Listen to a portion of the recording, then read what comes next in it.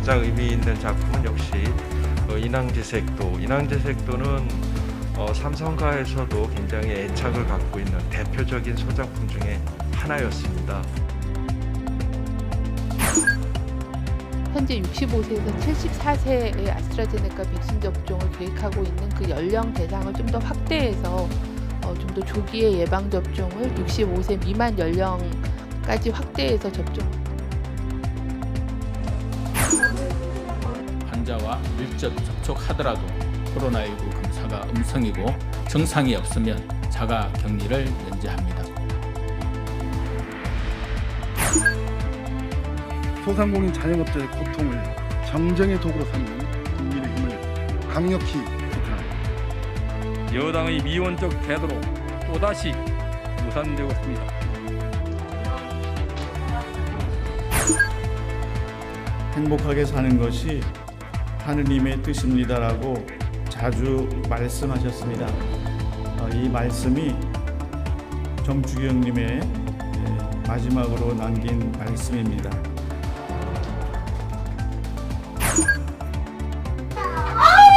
야! 그래서 안 먹으면 뭐해봐. 장난감 만지지 마, 고기 흔들지 마.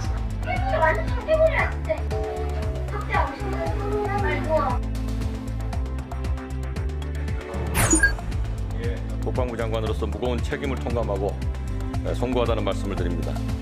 최단 기간 내에 부모님의 마음과 국민의 눈높이에 맞춰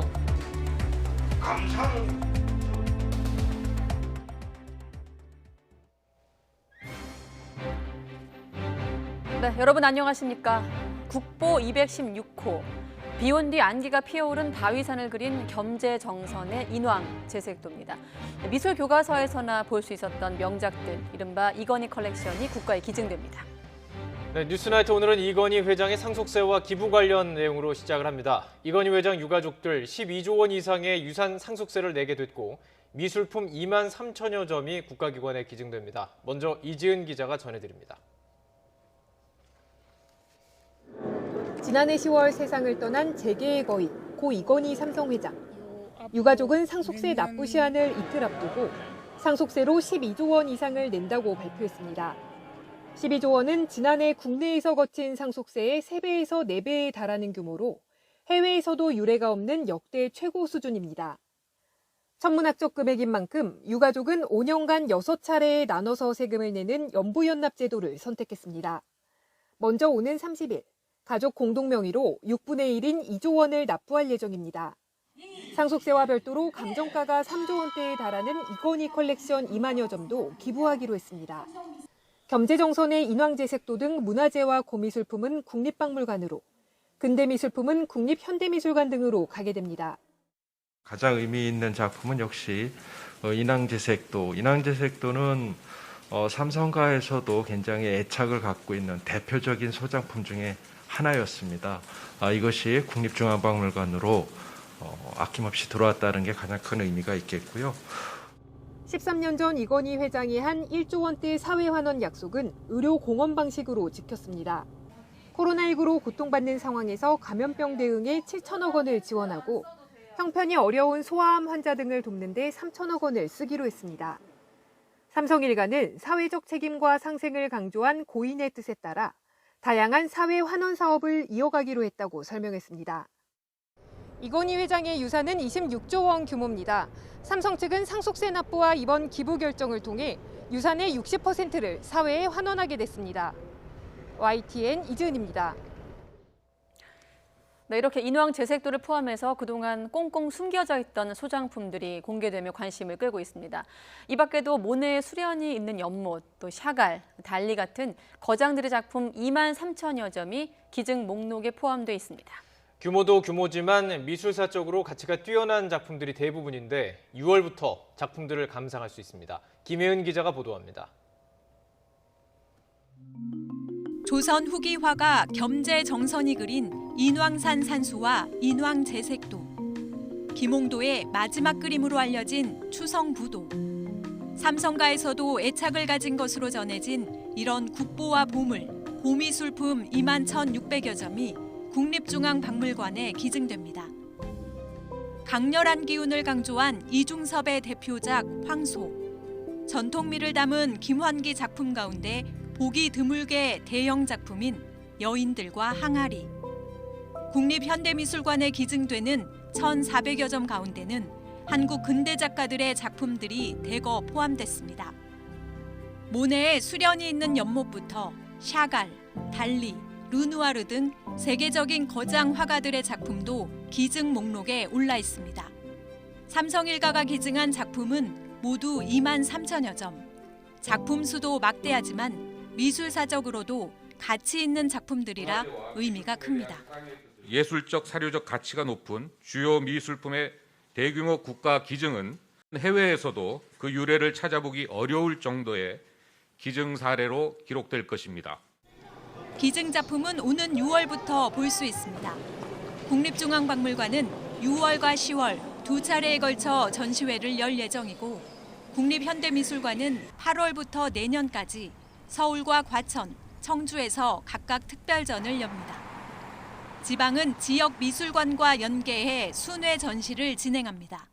그래서 많은 분들이 보실 수 있게끔 필요에 따라서 상설 전시실 안에 나누어서 전시를 할 것입니다. 해외 주요 박물관 한국실에도 작품들을 전시하는 한편 작품 이미지를 디지털로 변환해 해외 미술관에 알리는 등 문화재 홍보에도 활용할 계획입니다. YTN 김혜은입니다. 네, 고 이건희 회장이 13년 전 약속했던 사제 출연은 대규모 미술품 기증 외에도 1조 원에 달하는 의료공원 계획으로 돌아왔습니다. 유족은 사회적 책임을 강조한 이건희 회장의 뜻에 따라서 전염병 전문병원 설립 계획 등을 내놓았다고 말했습니다. 조영성 기자가 보도합니다. 차명 계좌를 통해 조세 포탈을 한 혐의 등으로 특검에 기소되자 삼성 회장직에서 물러난 이건희 회장. 벌금과 세금을 내고 실명 계좌로 바꾼 데 이어 사제 출연도 약속했습니다. 이 회장께서는 누락된 세금 등을 모두 납부한 후 남는 돈을 회장이나 가족을 위해 쓰지는 않겠다고 하면서 유익한 일에 쓸 수 있는 방도를 찾아보자고 하였습니다. 13년 만에 유익한 일이 실천에 옮겨졌습니다.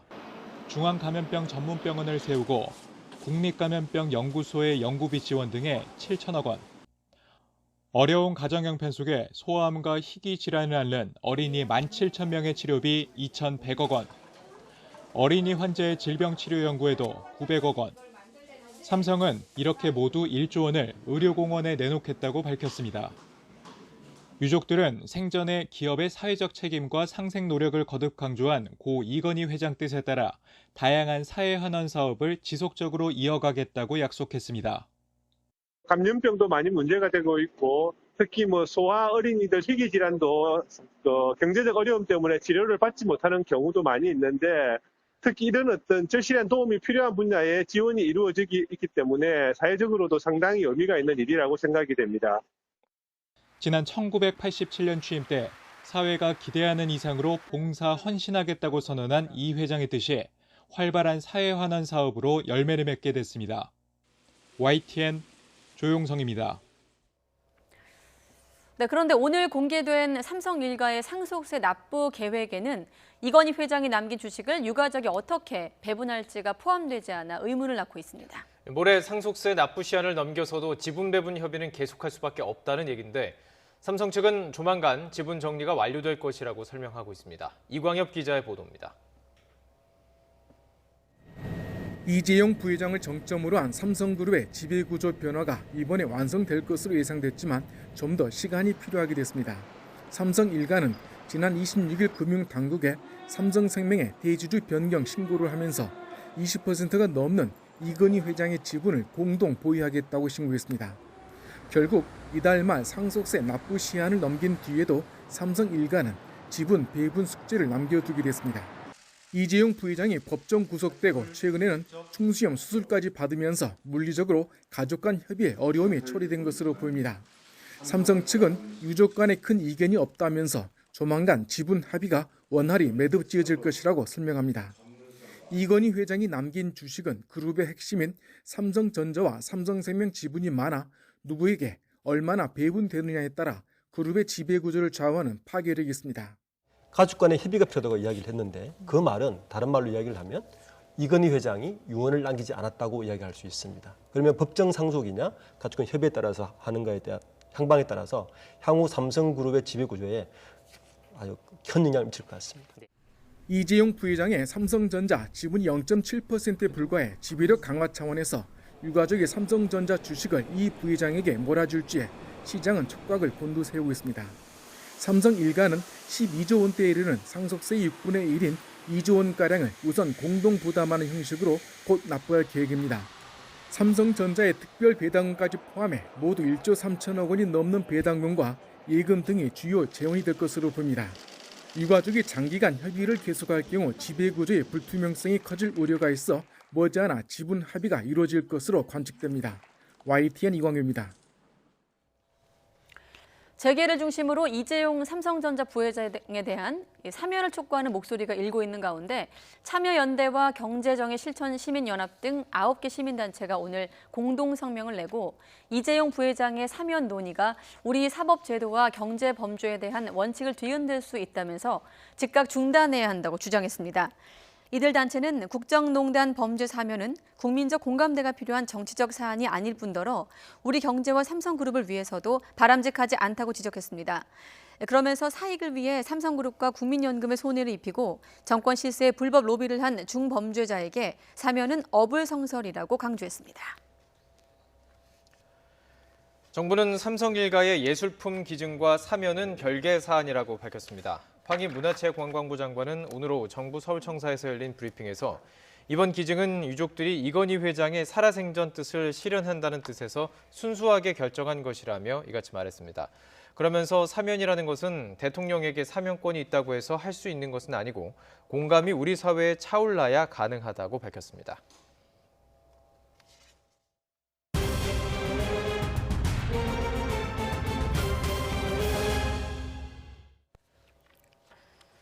네, 30살 이상 장병을 대상으로 한 백신 접종이 오늘부터 육해 공군과 해병대 등 각 군에서 일제히 시작이 됐습니다. 한 1, 2주 안에 1차 접종을 마무리하겠다는 계획인데 접종한 장병들한테는 다음 날까지 전투 휴무가 주어집니다. 이승윤 기자의 보도입니다.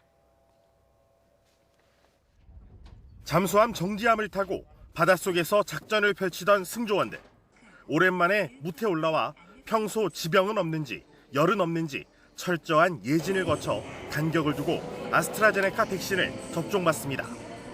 30세 이상 군인과 군무원에 대한 백신 접종이 전국 84개 기관에서 일제히 시작됐습니다.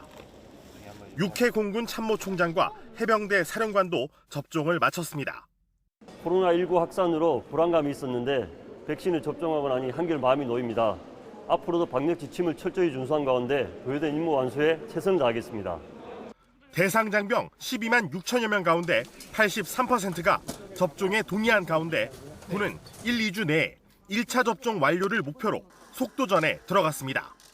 부대 백신 접종이 시작되었는데 접종팀으로서 최선을 다해 지원할 것이고 군 장병 모두가 백신 접종을 받아서 코로나가 하루빨리 종식되었으면 좋겠습니다. 국방부는 빠른 회복을 위해 접종 다음 날까지 전투 휴무를 주고 청원 휴가도 쓸 수 있도록 배려하기로 했습니다. 하지만 희귀 혈전증을 이유로 아스트라제네카 백신 접종 대상에서 보류된 30세 미만 장병 45만 5천여 명에 대해서는 아직 접종 계획이 수립되지 않았습니다. 이런 가운데 남영신 육군참모총장은 긴급 주요 지휘관 회의를 열어 일부 부대의 과도한 방역 조치와 관련해 책임을 통감한다며 처음으로 공식 사과했습니다. 남영신 총장은 다음 달 9일까지를 집중 점검 기간으로 정하고 육군의 현 방역 관리 체계를 원점에서 재검토할 것을 지시했습니다. YTN 이승윤입니다.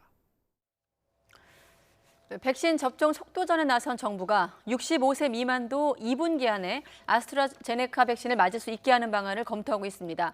최근에 백신 추가 확보로 물량 걱정은 해결됐지만 이 혈전 안전성 논란으로 떨어지는 접종 동의율은 여전히 문제입니다. 나혜인 기자가 계속해서 보도합니다. 65세 미만 일반인의 코로나19 백신 접종은 하반기에 예정돼 있습니다. 그런데 정부가 2분기 안에 아스트라제네카 백신 접종 대상을 65세 미만으로 확대할 가능성을 언급했습니다. 구체적인 시점은 정해지지 않았습니다.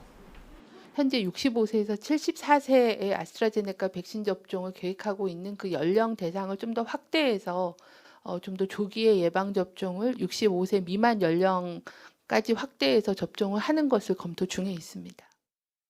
혈전 부작용 보고로 접종 대상에서 제외된 30대 미만목 물량을 활용한다는 계획입니다.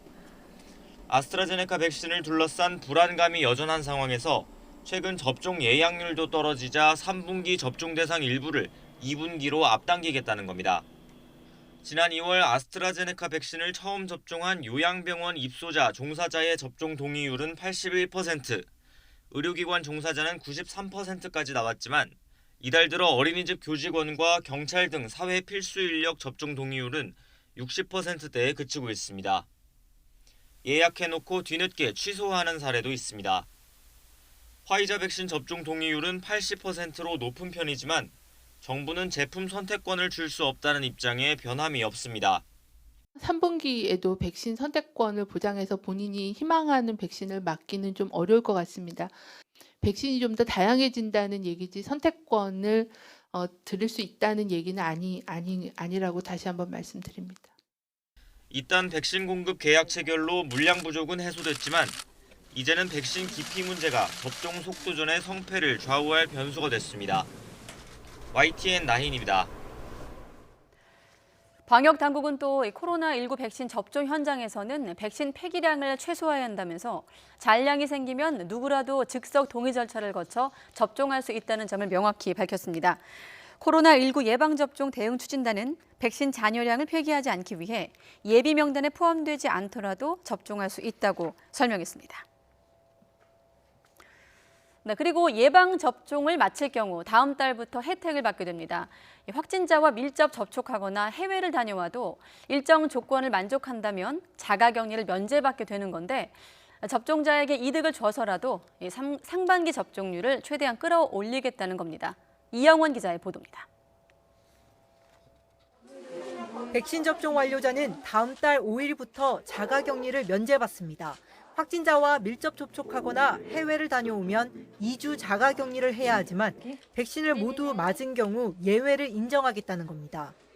환자와 밀접 접촉하더라도 코로나19 검사가 음성이고 증상이 없으면 자가격리를 면제합니다. 14일간 능동 감시를 하면서 총 2차례 검사를 시행할 것입니다. 접종 완료자는 국내에서 허가받은 백신으로 2차 접종을 마친 뒤 2주가 지나 면역이 생긴 사람을 말합니다. 국적과 관계없이 국내에서 백신 접종을 마치면 여기에 해당하지만 해외에서 접종하고 국내로 입국한 사례는 상호주의 원칙을 고려해 인정하지 않습니다. 다음 달 5일부터 이런 혜택을 받을 수 있는 2차 접종자는 6만 명이 넘습니다. 비접종자에 대한 차별이 될 수 있다는 지적에도 이런 방침을 정한 건 접종률을 끌어올리기 위해서입니다. 다른 백신들의 공급들이 꽤 늘어난 상태라서 현재 접종이 진행되고 있는 아스트라제네카의 접종이 기피되는 현상이 나오지 않을까 우려하고 있는 중입니다. 최대한 접종을 받아주실 것을 다시 한번 부탁드립니다.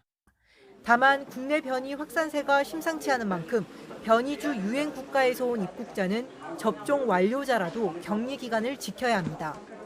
남아공이나 브라질에서 이제 출국을 하는 경우에는 또 거기에 거주를 했다가 오는 경우에는 자가격리 부분에서는 일단 면제하지 않는 것으로.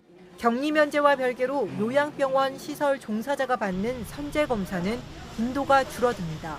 현재는 일주일에 2번 검사를 받는데 백신 접종을 완료하면 검사 주기를 완화하기로 했습니다. YTN 이영훈입니다. 네, 그런가 하면 국내에서 백신을 맞고 신고된 이상 반응 가운데 분석이 끝난 9건 중에 4건에 대해서 처음으로 인과성이 인정돼 피해 보상이 결정됐습니다. 보상을 받게 된 4건은 접종 후 발열, 오한, 근육통 등으로 치료받은 경증 사례들인데 다음부터는 중증을 포함해서 더 많은 접종자가 보상받을 것으로 보입니다. 이동우 기자가 설명해 드립니다. 지난 2월 26일 코로나19 백신 접종이 시작된 뒤 처음으로 접종 후 이상 반응에 대해 피해 보상이 결정됐습니다. 코로나19 예방접종 피해보상 전문위원회는 모두 9건을 심의해 4건은 접종과 이상 반응의 인과성을 인정해 보상하기로 했습니다. 시간상 연계성, 그게 이제 3일 이내에 일어났느냐, 그리고 발생할 수 있는 증상이냐 이런 걸 또 보고 그 부분을 인정을 해드린 거였고요. 보상이 결정된 4건 가운데 3건은 아스트라제네카, 1건은 화이자 백신 접종자이며 접종 후 발열, 오한, 근육통 등으로 치료받은 사례들입니다.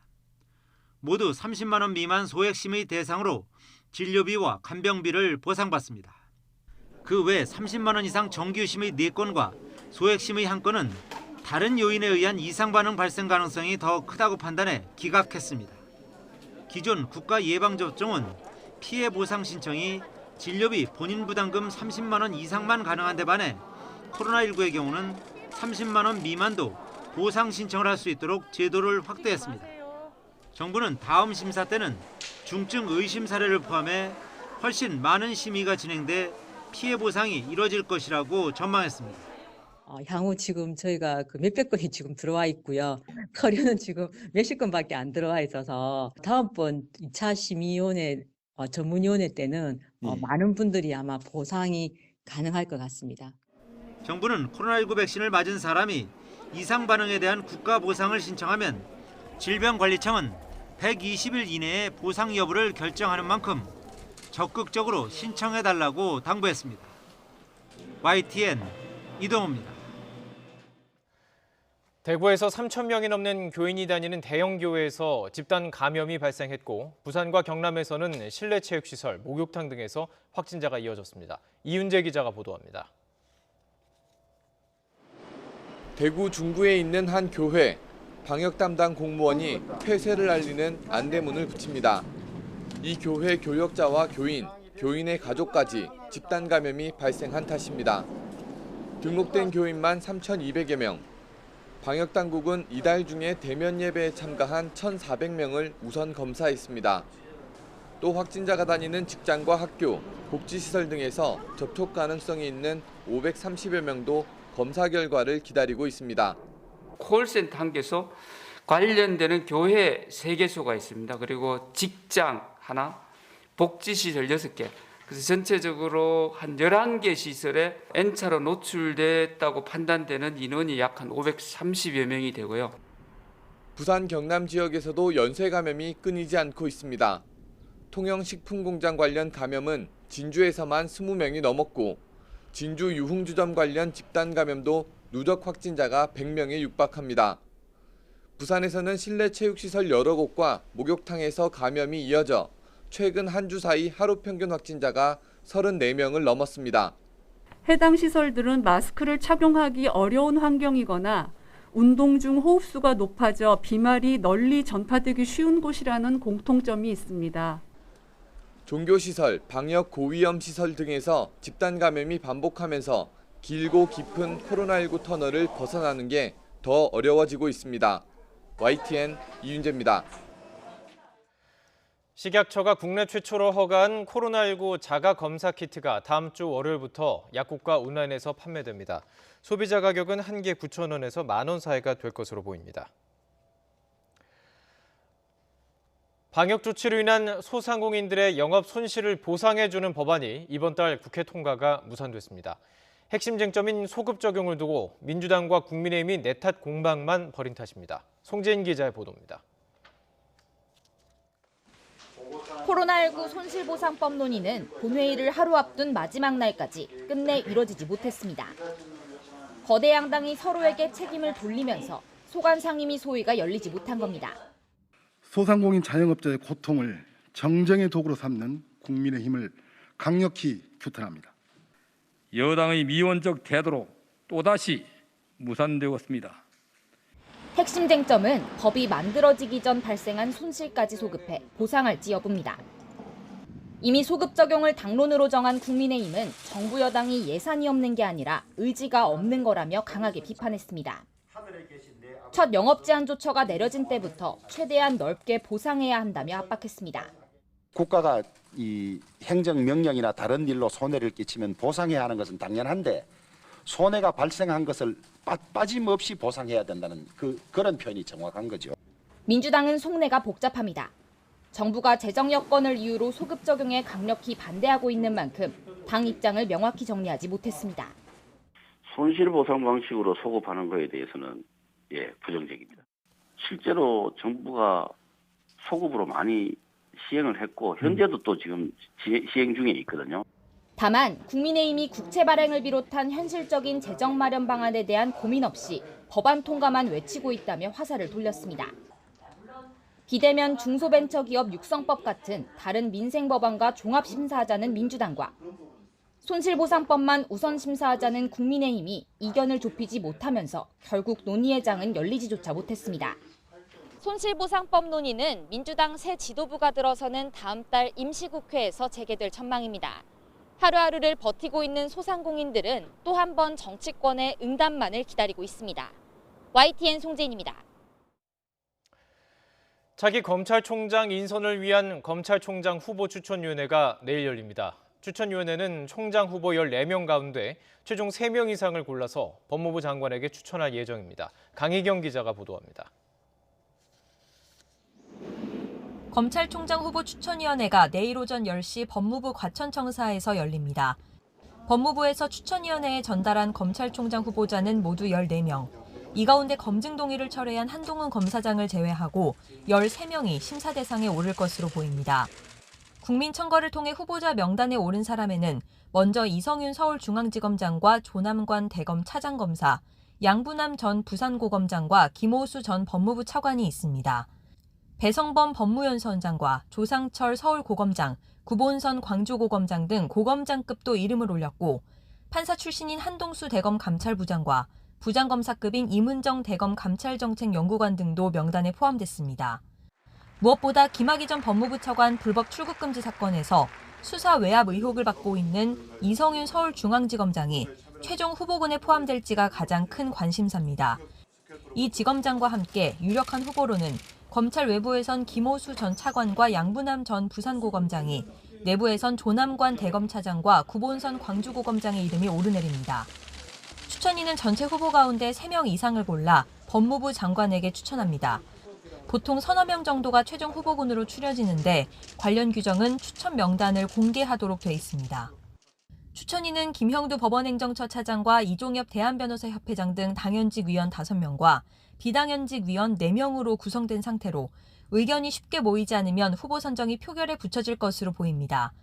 과반 찬성을 얻는 후보가 3명 미만이 나오는 등 변수가 생긴다면 추천위원회가 한 차례 더 열릴 수도 있습니다.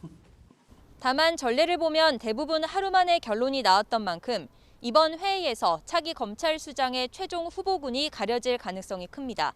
법무부 장관이 최종 1명을 대통령에게 제청하면 대통령의 지명과 국회 인사청문회를 거쳐 차기 검찰총장이 임명됩니다.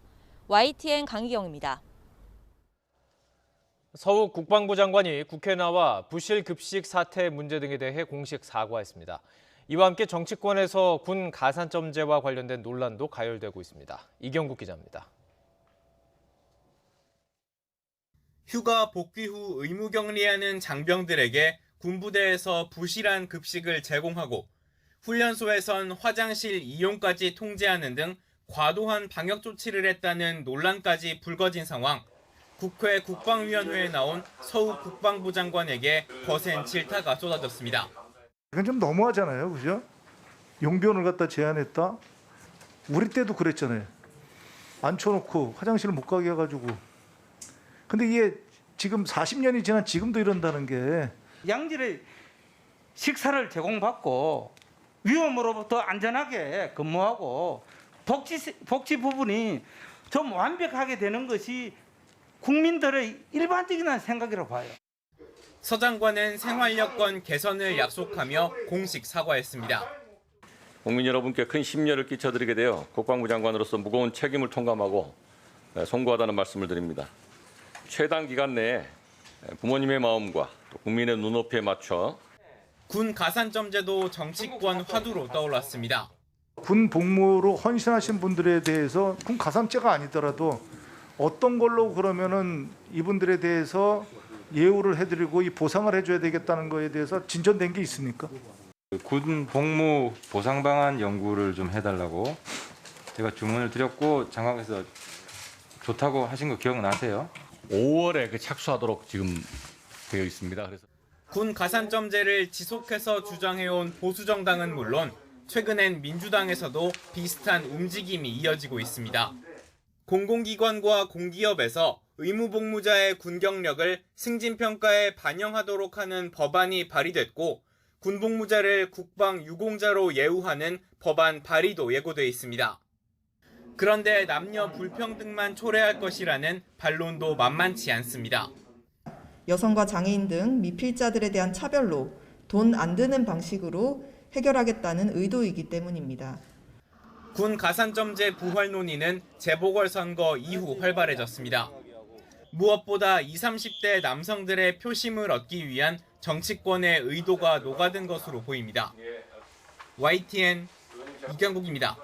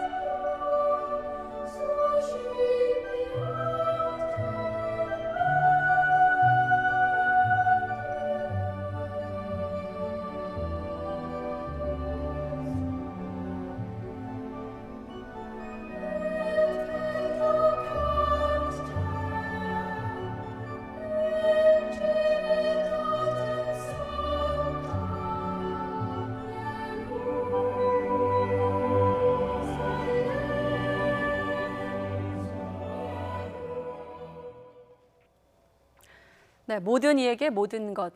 고 정진석 니콜라우 추기경은 생전의 모든 재산을 기부하고 사후 안구까지 기증하면서 자신의 사모표현을 마지막까지 실천했습니다. 또 행복하게 사는 게 하느님의 뜻이란 말을 남기기도 했는데 기정훈 기자가 고인의 나눔의 길을 돌아봤습니다. 고 정진석 니콜라우 추기경의 빈소가 마련된 명동성당엔 종일 추모 행렬이 이어졌습니다. 유리관에 안치된 정추기경에게 마지막 인사를 드린 신도들은 믿음으로 슬픔을 이겨냅니다. 너무 귀하고 소중한 분을 저희가 잃게 돼서 마음이 너무너무 아프지만 추기경님 반드시 우리 주님 품에 또 좋은 곳으로 가셨으리라 믿고 우리 교회의 참 지도자셨고 큰 별이셨습니다. 추기경님을 잃은 마음은 슬프지만 그래도 하늘나라에서 또 우리 나라와 우리 모든 사람들을 위해서 기도해 주실 거라 저는 믿고 90살의 나이로 선종한 고 정진석 추기경이 마지막까지 강조한 말은 행복이었습니다. 정 추기경님께서는 오래전부터 감사합니다. 늘 행복하세요. 행복하게 사는 것이 하느님의 뜻입니다라고 자주 말씀하셨습니다. 이 말씀이 정 추기경님의 마지막으로 남긴 말씀입니다. 그 행복은 나눔의 길에 있었습니다. 지난 2월 입원하면서 선종을 예감한 고 정추기경은 자신의 돈을 명동 밥집, 아동 신앙 교육 등 직접 지정한 곳에 모두 기부했습니다. 통장에 남은 800만 원가량을 장례비로 쓰려 했지만 교구 측에서 부담하겠다고 하자 이마저 의료진 등 병원에서 수고하신 분들에게 선물해달라고 부탁했습니다. 생전의 약속대로 안구도 기증했습니다. 지난 2006년 사후 장기 기증을 서약한 데 따른 것인데 환자 이식에는 적합하지 않다는 의료진의 판단에 따라 연구용으로 쓰일 예정입니다. 1970년 주교풍을 받으며 사목표어로 삼은 모든 이에게 모든 것을 마지막까지 실천한 행복의 가르침이었습니다. 네, 남에게 베풀 수 있다는 것이 얼마나 행복하고 얼마나 보람이 큽니까? 근데 우리는 누구든지 재산이 있거나 없거나 누구든지 이렇게 자기 장기를 사후에 기증할 수 있습니다. 이게 큰 선을 행하시는 것이죠. 장례는 천주교 의례에 따라 5일장으로 치러지며 오는 30일까지 오전 7시부터 밤 10시까지 조문객을 받습니다. 장례 미사는 토요일 오전 명동성당에서 염수정 추기경의 주례로 거행되고 이어 2009년 선종한 고 김수환 추기경의 묘가 있는 경기도 용인 성직자 묘역에 안장됩니다. YTN 기종입니다. 문재인 대통령도 국민 모두에게 평화를 주신 추기경님의 선종이 너무나 안타깝다며 정진석 추기경의 선종을 애도했습니다. 문 대통령은 SNS를 통해 한국 천주교의 큰 언덕이며 나라의 어른이신 추기경님이 우리 곁을 떠났다며 참으로 온화하고 인자한 어른이셨다고 적었습니다. 또 한평생 천주교 신자뿐 아니라 국민 모두에게 평화를 주신 추기경님의 선종이 너무나 안타깝다고 밝혔습니다. 정치권도 한 목소리로 애도의 뜻을 표했습니다. 더불어민주당 허영 대변인은 논평에서 우리나라 두 번째 추기경으로서 차별 없이 모든 일을 맞이했고 모든 것을 내놓는 삶을 사신 분이라며 그 뜻을 이어받아 모두가 행복한 사회를 만들기 위해 노력하겠다고 밝혔습니다. 국민의힘 배준영 대변인도 대한민국의 역사를 함께한 큰 별빛이었다면서 아낌없이 주는 나무와 같은 삶을 산 추기경의 경건한 뜻을 받들어 약자와의 동행을 실천하겠다고 강조했습니다. 정의당 이동영 수석 대변인도 가난하고 소외된 시민의 손을 잡아준 분으로 장기기증을 실천하고 모든 재산을 사회에 돌려주고 가셨다면서 고귀한 뜻을 이어받아 보통 시민의 버팀목이 되겠다고 다짐했습니다.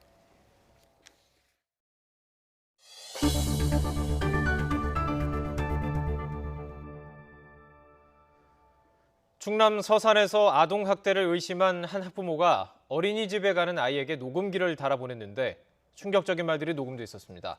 경찰이 조사를 해봤더니 신체적 학대 정황도 확인된 것으로 알려졌습니다. 이상곤 기자입니다. 지난해 11월 충남 서산의 한 어린이집에서 녹음된 내용이라며 학부모들이 공개한 파일입니다. 한 보육교사가 4살 반 원생들에게 소리치며 잠을 잘 것을 강요합니다. 야! 이래서 아동학대가 뭐는 거야? 잠자는 시간이라고. 장난감 만지지 마, 고기 흔들지 마. 네 선택권 없어. 그냥 방사. 아이들이 말을 듣지 않자 학대하고 싶다는 말도 서슴지 않습니다. 학대물이 완전 학대물이야 진짜. 학대하고 싶은 말고. 다른 교사도 잠을 자지 않은 아이에게 자신을 열받게 한다며 나가라고 독촉합니다. 뭘 붙들고 계속 있어야겠니? 눈 감아. 눈 감아. 눈 감으라고. 나가 너도. 학대를 의심한 학부모가 아이의 옷에 녹음기를 넣어보내 확보한 내용으로 또 다른 날에 녹음됐다는 파일에도 교사들의 막말은 이어졌습니다. 학부모 10여 명은 어린이집 원장에게 문제를 제기해도 제대로 된 조치가 없자 경찰에 원장과 교사들을 고소했습니다. 경찰이 어린이집에서 20일치 분량의 CCTV를 확보해 확인한 결과 신체적 학대 행위도 있었던 것으로 전해졌습니다. 저희 아이를 계속 선생님은 양팔을 붙잡고 있고 그 아이가 저희 아이를 이제 똑같이 때리더라고요. 2번을. 계속해서 혼내다가 이제 아이 손을 잡고서 아이가 자기 손으로 자기 머리를 이렇게 때리게 머리를 이렇게 3차례를 때리는데 애가 뒤로 이제 이렇게 넘어가는 거예요. 피해 부모들은 아이들이 지금도 아동학대에 따른 후유증에 시달리고 있다고 주장합니다. 심리적 압박을 심하게 받은 상태여서 아이가 언어 지연이 왔고 자다가 경기하면서 눈도 못 뜨고 울면서 이렇게 몸을 파르르 떨거든요. 떨면서 엄마 살려주세요, 도와주세요, 갇혔어요 라는 그런 걸 많이 해요. 어린이집 측은 경찰 수사 중이라 공식적인 답변을 할 수 없다고 밝혔으며 교사들은 사직서를 제출한 것으로 파악됐습니다. 경찰은 어린이집 원장과 교사 2명을 아동학대와 방임 등의 혐의로 입건해 조사하고 있습니다. YTN 이상곤입니다. 현직 경찰관이 연인 사이에 낳은 영아 사망 사건에 연루돼 경찰 조사를 받고 있는 것으로 확인됐습니다. 현직 경찰관 A씨와 연인은 지난해 9월 서울 강북구에 있는 자택에서 임신 32주 만에 아기를 조기 출산했는데 여동생과 함께 성북구에 있는 산부인과를 찾았지만 영아는 숨진 상태였습니다. 경찰은 이들이 병원으로 이동하는 과정에서 공업사에 맡겨놓은 차량을 찾아 타고 가는 등 시간을 지체해 아기가 숨졌다고 보고 영아 유기치사 혐의를 적용했지만 당사자들은 혐의를 부인하고 있는 것으로 전해졌습니다. 비혼 가족을 인정하고 아버지 성을 따르지 않아도 되는 사회.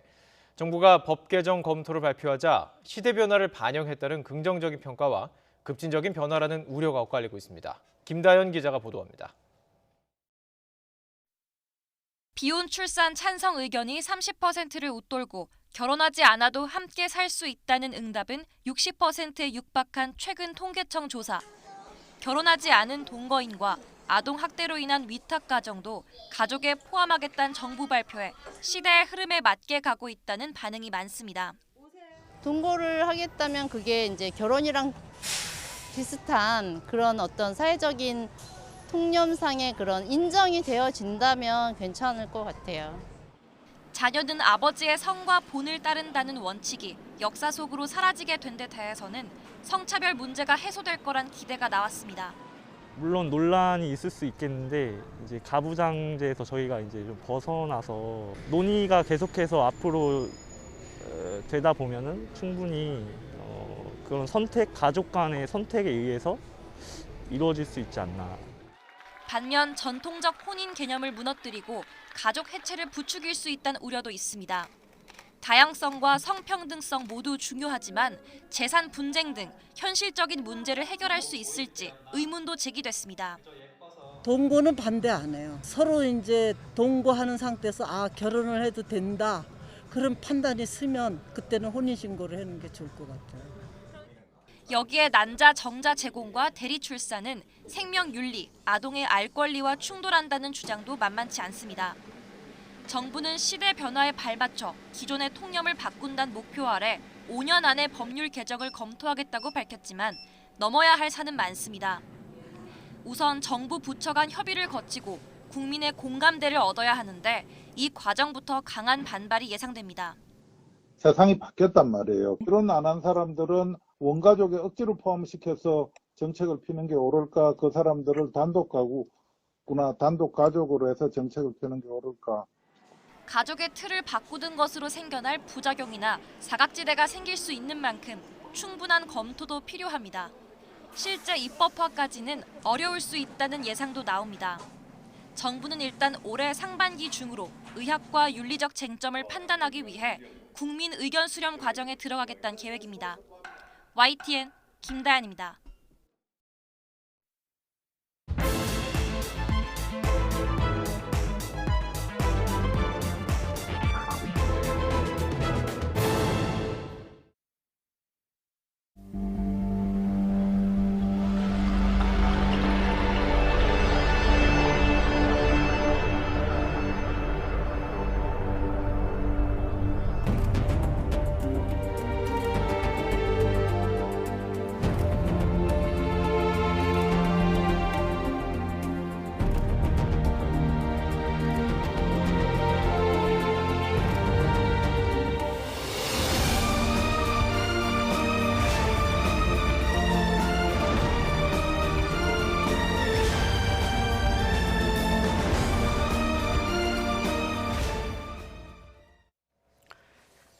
네, 윤석열 전 검찰총장 사퇴 이후 2달 가까이 계속된 총장 공백 끝에 내일 검찰총장 후보 추천위원회가 열립니다.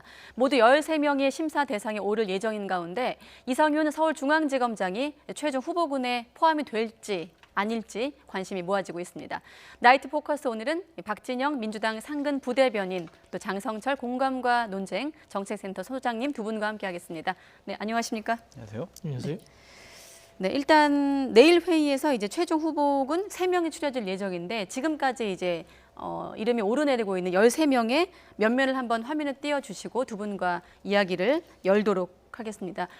눈에 띄는 인물이 좀 있습니까, 부장님? 이성윤 중앙지검장이죠. 상당히 지금 논란이 많이 되고 있는데 과연 저분이 될 것이냐 안 될 것이냐 이것이 가장 주목되고 있는 사항이다라고 말씀드리고요. 예. 조남관 대검찰청 지금 차장 검사 같은 경우에는 원래는 정권과 가깝다고 했지만 윤석열 검찰총장 시절에 윤석열 총장의 좀 편을 들어줬다라는 평가도 좀 받고 있습니다. 그리고 우리가 다음 화면을 넘겨보면은요, 한동수 대검찰청 감찰부장, 네. 그리고 임은정 대검찰청 감찰정책연구관, 이분들까지 지금 검찰총장 주요 후보자로 추천이 된 상황입니다. 예. 제가 듣기에는 9번선 광주고검장을 좀 주목해야 되는 것이 아니냐라는 또 얘기도 들었습니다. 네. 하지만 내일 세 분이 누가 될지는 아무도 모르겠습니다. 왜 주목해야 되는지까지 여쭤봐도 될까요? 그러니까 저분이 가장 논란이 없다는 거죠. 그리고 뭐 검찰 내에서도 신망이 그렇게 없는 편도 아니고 너무 권력의 편에 서 있다는 것도 아니고 또한 뭐 윤석열 검찰총장 시절에 네. 큰 논란이 있지 않았다라는 것으로 가장 무난한 거 아니냐라는 평가를 좀 받고 있는 것 같습니다. 네. 저도 뭐 그런 이야기를 뭐 일부 들었습니다만은 예. 결국은 이 기수 문제가 존재하는 측면이 있고요.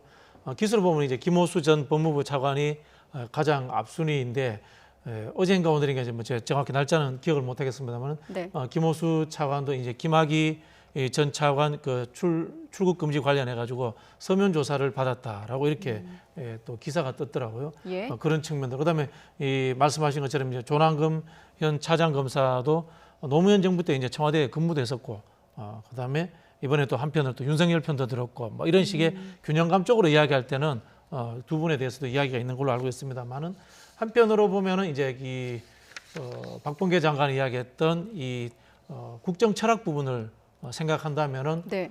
이성윤 지검장에 대해서 배제도 하지 않고 있지 않겠나, 뭐 저는 뭐 그렇게 예상을 해봅니다. 네, 네. 박범계 장관의 그 국정 철학 대목은 잠시 뒤 여쭤보기로 하고 이 검찰총장 후보자 얘기를 하면서 이제 변수가 됐던 것이 수사심의위가 추천위, 이 후보 추천이 바로 이것보다 먼저 열리느냐, 그 뒤에 열리느냐가 변수였는데 일단 변수는 사라졌습니다.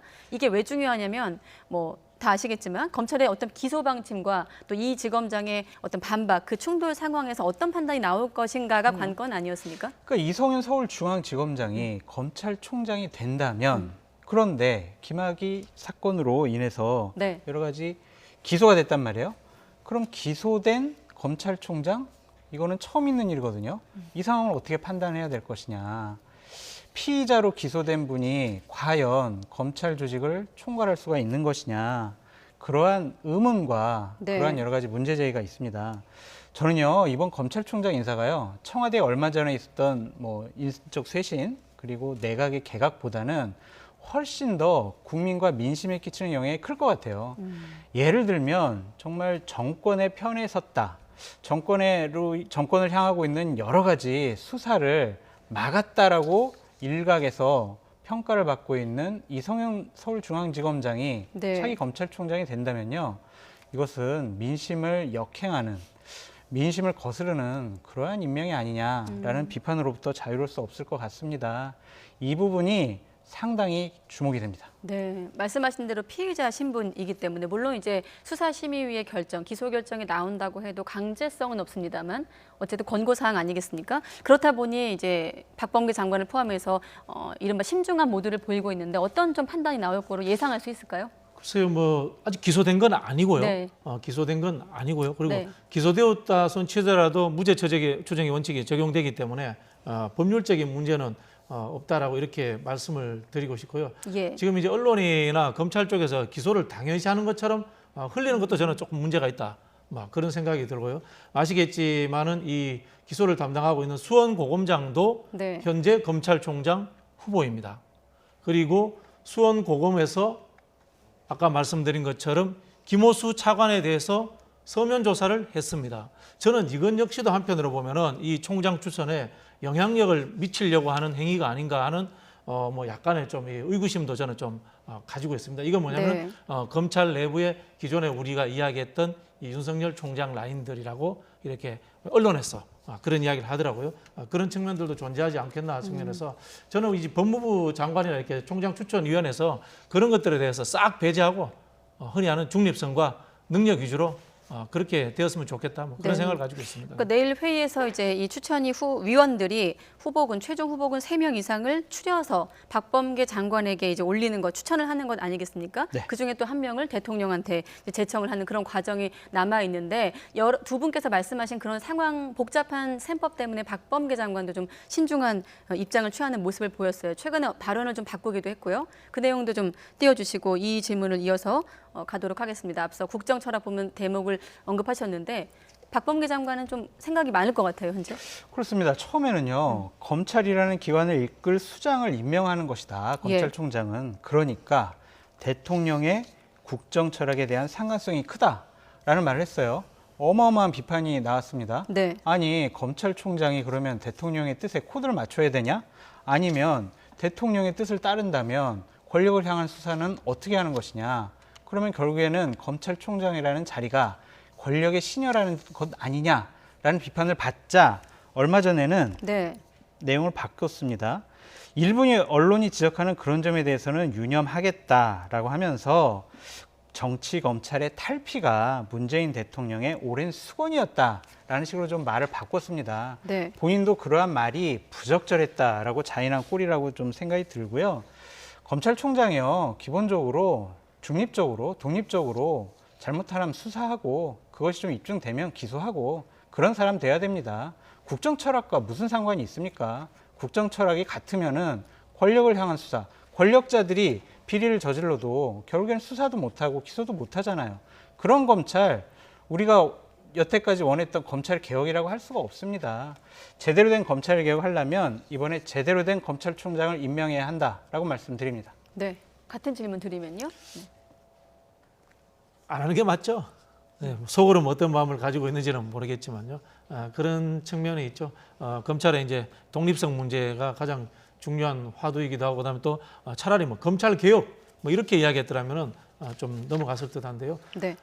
실제로 이 대통령제 국가에서 검찰청장의 독립성 문제 이런 문제들이 좀 애매한 부분이 존재하고 있는 것도 사실입니다. 과거에 우리 박근혜 정부 때도 이 최동욱 총장의 경우에도 중립적인 기관에서 추천을 했는데 이 정부에서 낙마하는 과정에 또 영향을 미쳤다 이런 것들이 나중에 나왔지 않습니까?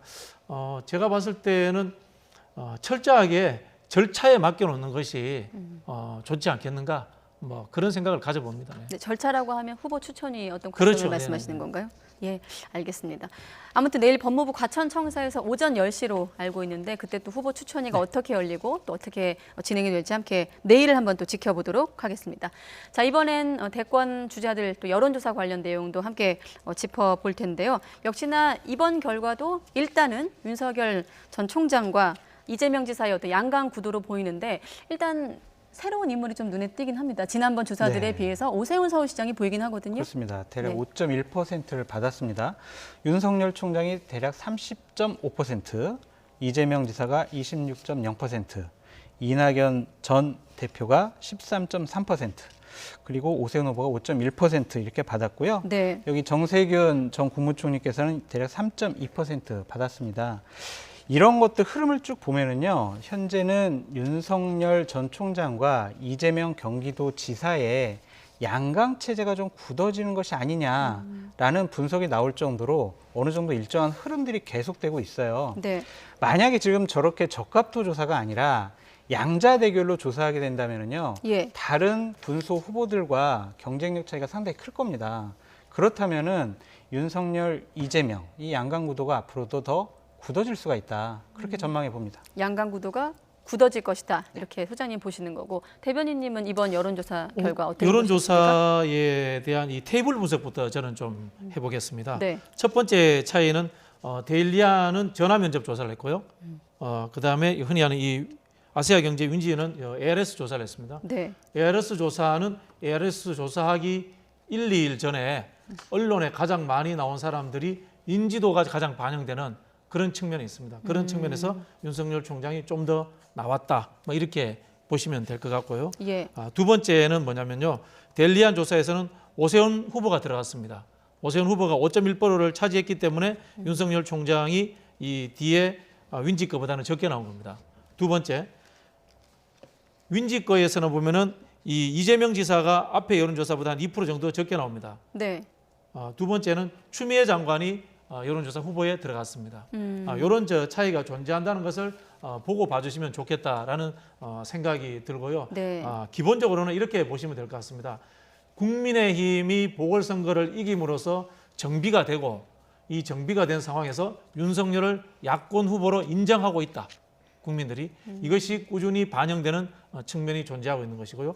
이재명 지사 같은 경우는 물론 뭐 스스로의 성과로서 다져온 측면도 있지만은 범야권의 유력한 후보가 하나 존재함으로 인해서 여권에도 1등을 중심으로 해서 안정적으로 굳어지는 현상, 이 양자가 같이 서로 경쟁하면서 서로 기대어가는 이런 상황들로 지금 여론조사가 짜여져 가고 있다. 네. 이렇게 해석하시면 될 것 같습니다. 근데 좀 재미있는 것도 있어요. 저 여론조사에서 그러니까 우리 윈지 거를 한번 데일리안 거를 좀 보자고요. 네, 다시 한번 보여주시죠. 네, 데일리안 거를 보면은 야권 후보군의 합과 여권 후보군의 합이 거의 비슷해요. 뭐 43대 42 이 정도 되는 것 같아요. 네.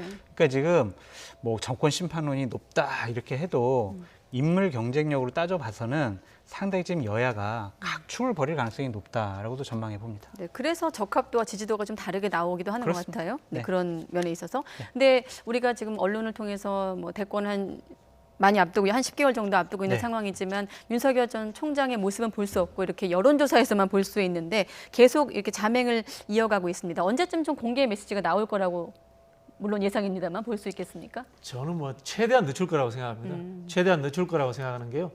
윤석열 총장이 제일 이제 좀 흔히 좀 불편하게 생각하는 것은 검증일 겁니다. 검증인데요. 검증은 첫 번째는 정체성 검증입니다. 네. 두 번째는 실력 검증입니다. 정체성 검증 뭐 뒤에 여기 주제에도 있습니다만은 예. 김용판 의원이 바로 정체성 검증했지 않습니까? 박근혜 대통령 문제도 나왔고 본인과의 관계 문제도 나왔고 네. 정체성 검증을 보수냐 진보냐 어디냐 중도냐 이렇게 묻는 거고 두 번째는 이제 실력 검증인데 이거는 뭐냐면은 국가 비전 앞으로 어떤 정부를 만들 것인가라는 부분인데 여기에 대해서는 제가 보기에는 윤석열 총장이 현재 자신이 없기 때문에 본인의 메시지를 이야기하지 않고 만나는 사람 전문가들의 목소리를 통해서 한번 걸른 메시지를 내고 있지 않나 이렇게 생각이 드는데요. 자신이 없다고 보시는 건 어떤 측면에서? 본인 스스로 메시지를 안 내지 않습니까? 입장을 내지 않지 않습니까? 네. 노동 문제라든가 뭐 대미 외교 문제라든가 이런 것들을 남의 입을 빌어서 낸다는 거죠. 그런 측면이 있기 때문에 저는 최대한 늦게 정치권에 본격적으로 진입하지 않을까 그렇게 예측을 해봅니다. 네. 저도 대변인님의 말씀에 전적으로 동의를 해요. 최대한 늦게 나오는 것이 본인의 정책의 판단력에 의해서도 좋아 보이고요. 최소한 이럴 것 같아요. 그러니까 국민의힘의 당대표를 선출하는 전당대회가 대략 6월 10일 전후로 해서 열릴 거예요. 네. 그렇게 야권이 지도체제가 정비된 다음에 본격적으로 움직이기 시작하지 않겠느냐라는 생각이 들고 국민의힘의 대선 후보 선출 전당대회가 11월 9일이에요. 그러면 대략 2달 전인 9월 9일부터는 대선 후보 경선 모드로 들어가거든요. 네. 그때쯤에는 내가 정치를 시작해야 된다. 그리고 국민의힘에 입당해서 경선을 같이 치를까 안 치를까 그런 정책인 판단을 해야 됩니다. 네. 그래서 저는 6월과 9월을 좀 주목해봐라라고 말씀드리고 싶고 지금 신중한 모습 취하는 것은 상당히 좋아 보입니다. 성급하게 자기의 가치관과 미래에 대한 비전, 국가를 어떻게 운영하겠다라는 철학이 정립되어 있지 않은 상황에서 본인의 메시지를 낸다는 것 자체가 좀 지도자로서 자격이 없다라는 생각이 들고요. 네. 어설픈 민생 행보하는 것도 맞지가 않아요. 윤석열 총장이 지금 시장 가서 뭐 어묵을 먹는다거나 어디 가서 뭐 농사를 짓는다거나 이런 모습을 보일 필요는 없다. 그런 것들은 나중에 차근차근히 하면 되고 지금은 정치, 경제, 사회, 문화, 경제 이런 부분에 대한 공부와 본인의 확고한 가치관과 철학을 정립해야 된다. 조용히 침묵하게 하는 것이 지금 최선의 방법이다라고 말씀드립니다. 네, 알겠습니다. 관련 발언들도 있거든요. 한번 또 듣고 두 분과 이야기를 나누도록 하겠습니다. 뭐 지지율이 허망할 수도 있다 이런 표현이 나온 대목이거든요. 이 사람은 9번이나 시험을 보는 과정 속에서 여러 가지 자기네들이 자기 스스로 우여곡절을 많이 겪고 그동안에 뭐 이것저것 책도 많이 읽은 것 같아. 그래서 저 사람의 얘기를 하는 걸 보면은 단순한 검사만 한 검사가 아니. 어떤 정치 감각이 좀 느껴지세요? 난 처음부터 내가 그랬어요. 저 사람이 대단히 정무 감각이 많은 사람이라고. 저를 포함해서 국민의 힘이든 야권 전체가 아직 후보다운 후보가 아무도 없는 거다. 뭐 흔히들 윤석열 지지율 얘기하지만 지지율이라는 거는 3개월 뒤에 6개월 뒤에를 생각하면 허망할 수도 있는데 근데 그나마 지금 국민들의 관심과 기대가 쏠리기 때문에 이런 부분들이 어떤 제대로운 방향성과 국민들과 함께 할 수 있는 그 어떤 내용 그리고 역량 그리고 또 혼자 하는 게 아니기 때문에 네, 이런 얘기들은 어떻게 들리십니까? 원래 그 지지율 낮은 사람들이 지지율 허망하다고 이야기합니다. 지지율 높으면은 그런 이야기 안 하는데요. 네. 참 김종인 전 비대위원장이죠. 참 구애를 보내는데 윤석열 총장이 참 응답을 안 해주니까 안타까운 듯한 그런 느낌이 드는데요. 윤석열 총장 입장에서는 이제 본인의 이미지라는 것이 기존에 있던 정치와 좀 새로운 측면들 네. 그런 부분들을 또 간직하고 싶기 때문에 윤여준 장관도 구애를 했지 않습니까? 그럼에도 불구하고 아마 이렇게 밖으로 안 나온 것 같은데요. 제가 보기에는 저는 오히려 우리 장성철 소장님보다도 좀 더 늦게 나올 것 같아요. 윤석열 총장이 좀 더 늦게 나올 것 같아요. 이게 정치라는 게 공부한다고 되는 게 아니거든요. 안철수 대표도 공부 얼마나 많이 했겠습니까? 네. 정치권에 들어서 열심히 외우고 생각에는 책도 내고 이렇게 했는데 그게 이 타인과의 또는 투쟁 또는 교감 이런 속에서 형성되는 거지 공부한다고 되는 게 아니거든요. 그래서 우리 흔히 하는 말로 정치 근육이라는 이야기를 하지 않습니까? 네. 검사 근육이 정치 근육하고 좀 다르지 않을까 그렇게 생각해 봅니다. 네. 정치 근육이 검사 근육과 다르기 때문에 앞서 말씀하신 9월보다 더 늦게 나올 수도 있다. 네, 더 늦게 나올 수도 있죠. 이렇게 보시는 거고요. 그리고 앞서 대변인님께서 검증이라는 표현을 쓰셨거든요. 어떤 정체성 검증. 아까 김용판 의원 말씀하셨는데 윤 전 총장에게 공개적인 사과를 요구했습니다. 어떤 사과를 요구한 건지 한번 들어보시죠. 그 적폐청산을 실제 실행한 행동 대장격은 사실 윤석열 총장 아닙니까? 윤석열만이 대안이고 답이다라는 데서는 동의할 수 없고 그런 관점을 가진다 그러면 우리 당은 당 자격이 없다 생각합니다. 아니 외부 사람 한 사람이 내는 그 당이 무슨 정당입니까? 저는 이명박 박근혜 대통령에 대해서 억울하다, 억울하지 않다 답을 내리고 싶지 않고 그분들이 충분하게 억울하다고 생각하는 부분도 있을 수 있다. 그렇게 정리합니다. 그러니까 이 김 의원이 왜 사과를 요구했냐면 국정원 직원 댓글 사건에서 무죄 확정 판결을 받았거든요. 그러니까 적폐 수사를 이제 무리하게 김용판 의원 입장에서는 진행한 것에 대해서 윤 전 총장이 사과부터 해라 이런 거 아니겠습니까? 그러니까 수사와 재판을 통해서 김용판 의원께서 상당히 많은 고초를 겪었고 힘들어했다. 그것을 극복을 하고 이제 작년에 배지를 달지 않았습니까? 네. 그런 부분에 있어서 좀 개인적인 한풀이성 저런 발언이 아니었나라는 생각이 듭니다. 저런 부분은요, 윤석열 총장이 앞으로 대권 후보로 커 나가기 위해서 극복해야 될 문제예요. 저런 일들이 한두 번 일어나지 않을 겁니다. 왜냐하면 검사로서 많은 분들을 수사하고 네. 또 감옥도 보내고 또 재판에도 보내고 막 이러지 않았어요? 네. 개인적인 원한이 상당히 많을 거라고 생각이 들고요. 그런 부분에 대해서 어떻게 처신을 하고 어떻게 이해시키고 어떻게 설득을 하고 어떻게 입장을 대변해서 그래서 그런 것들 하나씩 극복해 나가는 과정이 검증을 통과하는 과정이다라고 말씀을 드립니다. 네. 기본적으로 김용판 의원의 저런 얘기가 상당히 정치권에서 국민의힘의 차원에서 문제가 되려면 네. 조직적으로 움직여야 돼요. 그러니까 김용판 의원 말 잘했네 라고 동조하는 목소리가 나와야 되고 저런 목소리에 계속해서 호응하면은 다른 분들의 기자회견이 나와야 되는데 오늘 당의 분위기를 알아보니까 그냥 김용판 의원께서 한마디 하시고 다른 어떠한 동조의 목소리가 안 나오더라고요. 네. 상당히 이 부분에 대해서는 조심하는 것 같아요. 국민의힘이라는 당에서 탄핵 문제와 윤석열 총장이라는 야권의 강력한 대권 후보에 대한 언급을 상당히 좀 신중하고 조심스럽게 하는 부분이 있다. 그 이유는 현재 윤석열 총장이 가장 강력한 대권 후보이고 윤석열 총장을 통해서 정권을 교체할 수 있다라는 희망을 갖고 있기 때문에 최대한 좀 내부에서 상처를 주지 않았으면 좋겠다라는 공감대가 있는 것 같습니다. 네, 그렇군요. 앞서 적합도라든지 여론조사에서 크게 어떤 지지율이 개선되거나 나아지는 않습니다만 정세균 전 총리 행보도 주목되고 있습니다. 아무래도 이재명 지사는 좀 각을 세우다 보니까 주목을 받는 걸까요? 그렇죠. 이번에 이제 러시아 백신 문제로 각을 세우면서 그렇게 되는데 이제 전형적인 어떻게 보면 1등 때리기죠. 우리 이제 반정립, 반대에서 내 위치를 찾는다. 그런 이야기를 하는데요. 보통 이제 근데 반정립하면은 2등밖에 못 합니다. 그런 측면에서 자기 것을 먼저 가져야죠. 정세균이 꿈꾸는 나라는 어떤 나라인가? 이것을 먼저 만든 다음에 상대방을 비판을 해야지 상대방을 비판함으로써 거기에서 떨어져 나온 지지라든가 이 지지율이 자기한테로 오는 그런 측면이 있거든요. 그런 측면에서 저는 정세균 총리가 책을 준비하고 계신다니까 그 책에서 좋은 내용이 나오지 않을까 그런 생각이 들고요. 한편으로 보면 윤석열 총장 문제도 마찬가지입니다. 저는 아까 이야기했던 김용판 의원 이야기에 한편으로 동의하면서 한편으로는 조금 아쉽다는 측면이 되는 거예요. 김용판 의원이 했던 이야기가 정당 정치와 책임 정치라는 측면에서 맞는 말이 맞습니다.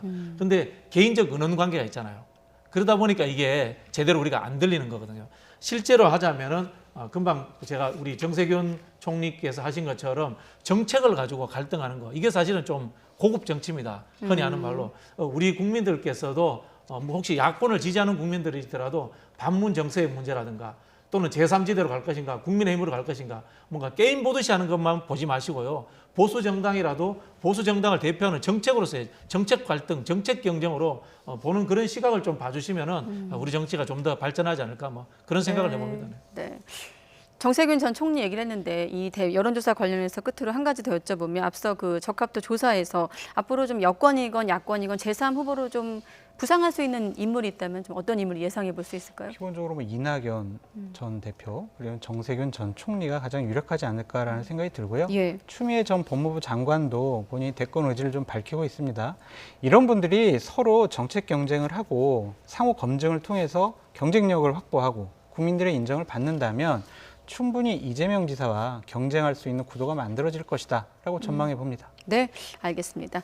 자, 그리고 이제 민주당 당대표 선거 전당대회가 나흘 앞으로 다가왔습니다. 이 얘기로 넘어가 보도록 하겠습니다. 어떻습니까? 지금까지 여러 좀 토론회를 거치면서 치열하게 맞붙었는데 어떻게 들릴지 모르겠으면 좀 흥행에 조금 실패해 그렇죠, 보이기도 하고요. 네. 좀 흥행이 좀 없는 선거 같은데요. 그거는 이제 앞으로 이 대권 주자 경선이 저희는 또 바로 앞에 있습니다. 9월 달에 있는 상황에서 3, 4개월 앞에 놔두고 하는 당대표 선거다 보니까 느낌이 관리형 당대표 뽑는 것처럼 이렇게 되다 보니까 아마 좀 흥행이 못 되는 측면이 있다라는 생각이 들고요. 네. 세 분 다 훌륭하시지만은 제가 보기에는 좀 당대표도 지도자입니다. 지도자라는 것은 집권 비전과 네. 그다음에 그 대권 후보의 런닝메이트 정도의 역할을 하겠다는 그런 또 무게감이 있어야 되는데 그런 부분들이 조금 아쉽다라는 좀 생각이 듭니다. 네, 일정적인 측면에서 이제 부대변이시기 때문에 지금 예를 들면 대의원 45%, 권리당원 40% 이렇게 되어 있잖아요. 어떤 좀 표심이 향방이라고 해야 될까요? 지금까지 행보를 봤을 때 누가 더 좀 가까이 갔다고 볼 수 있는지 좀 설명해 주시죠. 거의 저는 뭐 세 사람이 거의 비슷한 수준이라고 생각이 드는데요. 네. 이제 송영길 후보 같은 경우는 2번이나 출마했다라는 것과 떨어졌다는 것에 약간 동정 요론도 있고요. 그다음에 뭐 광역시장까지 했기 때문에 네. 정치적 웨이트가 좀 있습니다. 그런 부분들 그리고 또 여러 번 출마했기 때문에 또 이 대의원들의 또 지지가 많을 수 있다. 그렇게 보여지고요. 우원식 후보는 이제 민생을 내세우는 후보인데 지금 제가 알기로는 온라인 당원들로부터 이제 지지를 많이 받는 걸로 그렇게 알고 있습니다. 네. 홍영표 후보야 뭐 대표적인 친문 후보이기 때문에 뭐 당내 뭐 개파가 없다라고 이야기하지만 현실적으로 또 존재하는 측면이 있으니까 주류지 않습니까? 핵심 주류의 힘이라는 것은 무시할 수 없거든요. 그리고 결국은 다음 정부라는 것이 문재인 정부의 선거선 상에서 이루어져야 된다는 것에 대해서 또한 한편으로 보면은 이 지금 대권 주자들이 성골 친문이라고 하는 사람이 없습니다.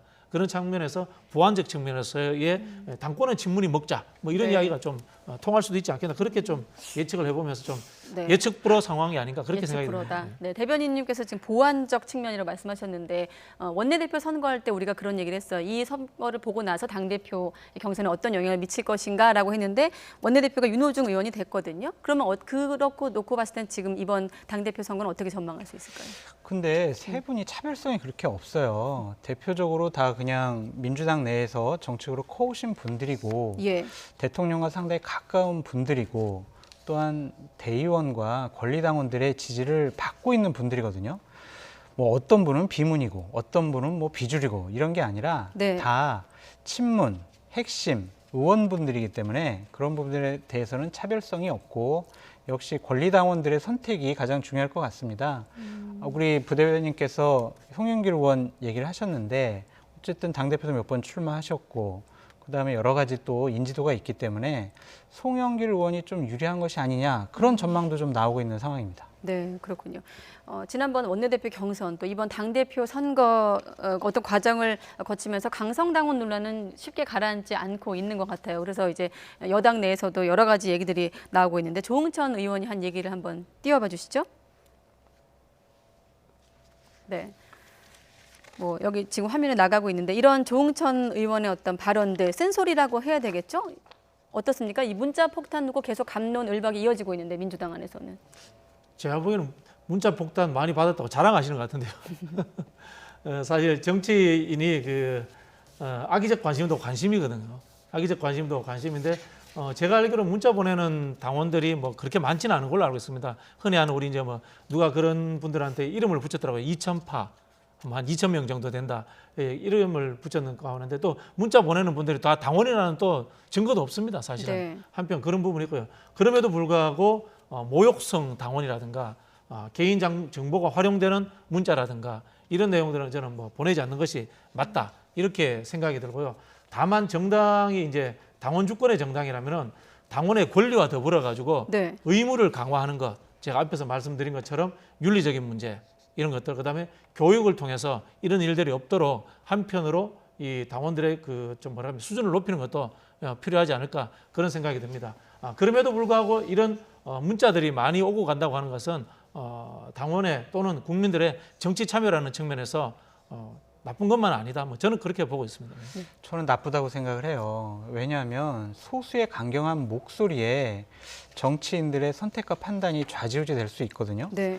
기본적으로 민주당의 권리당원은 대략 80만 명이 넘는 것으로 알고 있는데 부대변인 말씀처럼 문자를 보내는 분들이 1,000명에서 2,000명 사이라면 나머지 그러면 대부분의 많은 권리당원분들의 의견은 네. 표출이 안 되잖아요. 이 강경한 분들의 목소리에 다른 분들의 합리적인 목소리가 덮일 수 있다라는 생각이 들고 욕설과 모욕감이 없더라도요. 문자 폭탄 한 1,000개, 2,000개 받아보세요. 앵커님께서 진행하셨는데 네. 어떠한 특정한 집단이 1,000개를 막 댓글로 달아요. 어떻게 견딥니까? 그 감정의 상처는요. 상당히 사람을 위축시킬 수가 있고 그것은 또 다른 이름의 폭력이다라는 말씀을 드리고 싶습니다. 네. 저런 강성당원들의 문자 폭탄은 분명히 당 지도부에서 설득과 이해를 시켜서 좀 자제를 해야 된다.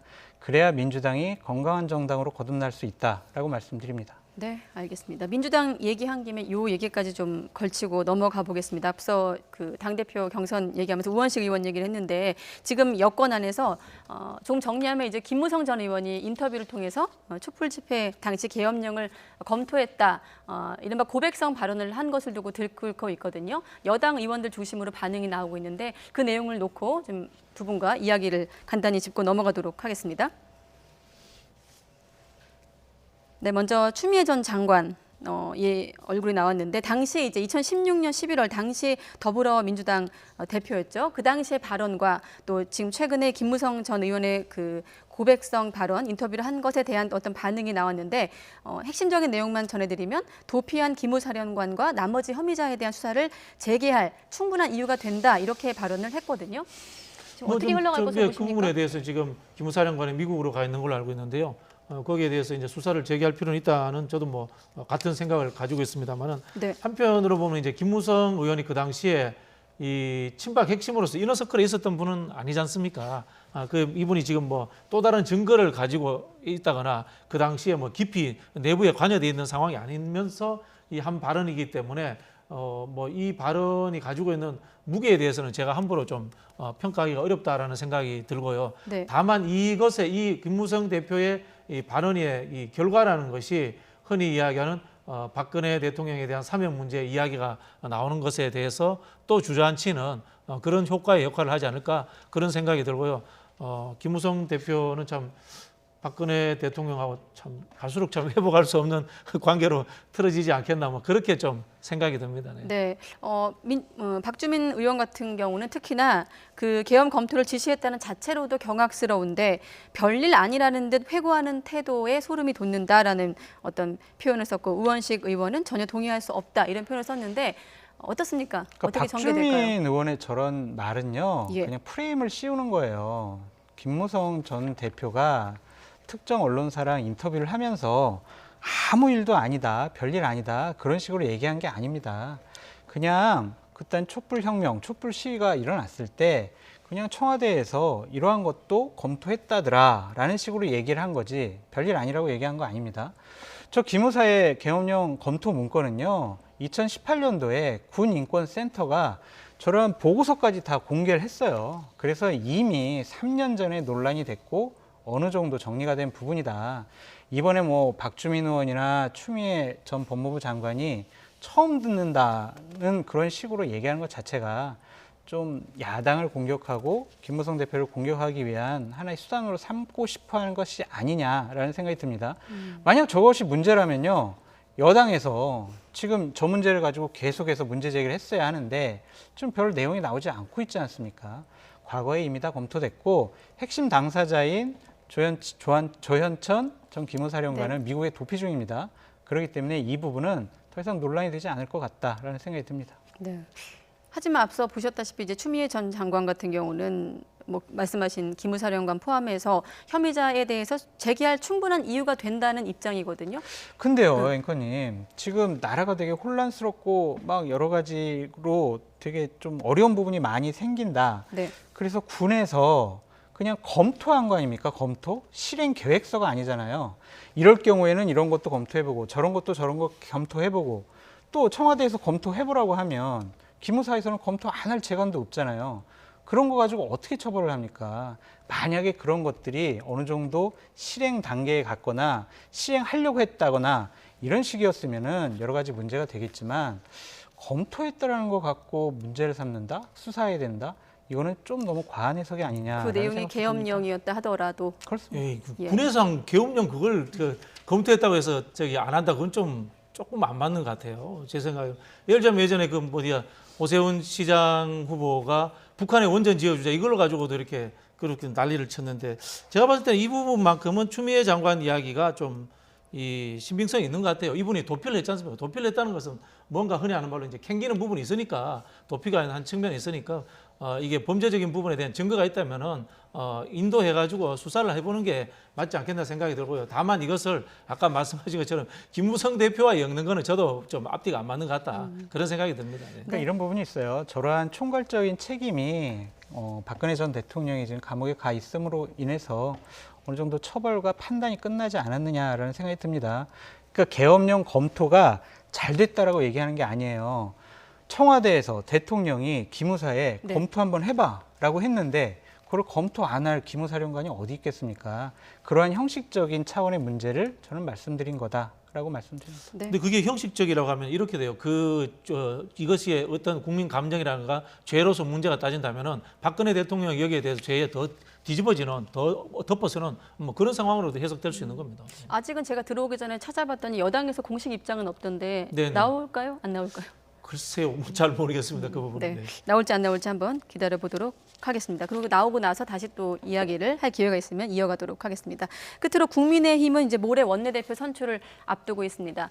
조호영 원내대표 임기 만료를 앞두고 이제 오늘 마지막 간담회를 진행하기도 했는데 앞으로 국민의힘은 어떻게 좀 뭐 흡수합당이냐 그런 얘기가 나오고 있는데 어떻게 좀 전개될까요? 솔직히 말씀드려서 뭐 흡수 하나 신설 하나 뭐 규모가 규모인데 제 생각에는 이제 안철수 대표가 이제 원하는 대로 해줘도 되지 않겠나 그런 생각이 드는데요. 안철수 대표는 원칙 있는 통합이라는 표현을 쓰고 있거든요.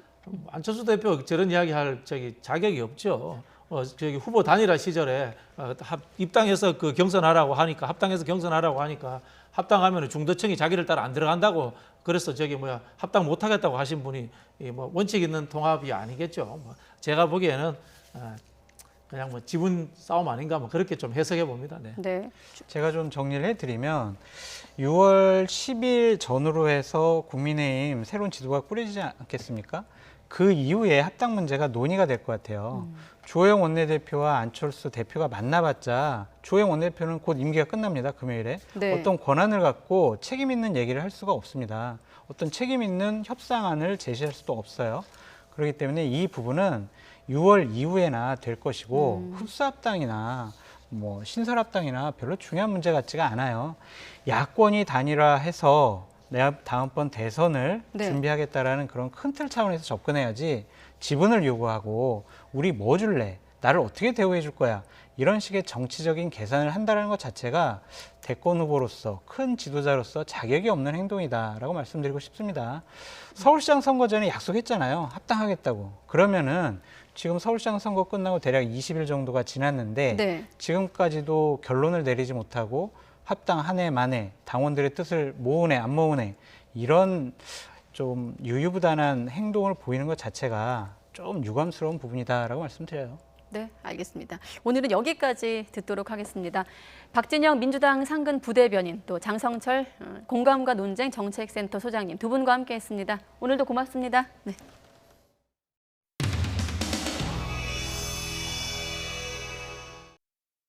예. 오늘 회의를 시작하기 전에 사진 촬영을 하겠습니다. 사진 촬영을. 있는데요. 많으니까. 당대표님. 야, 해. 사진이 뭐가 중요해? 그래.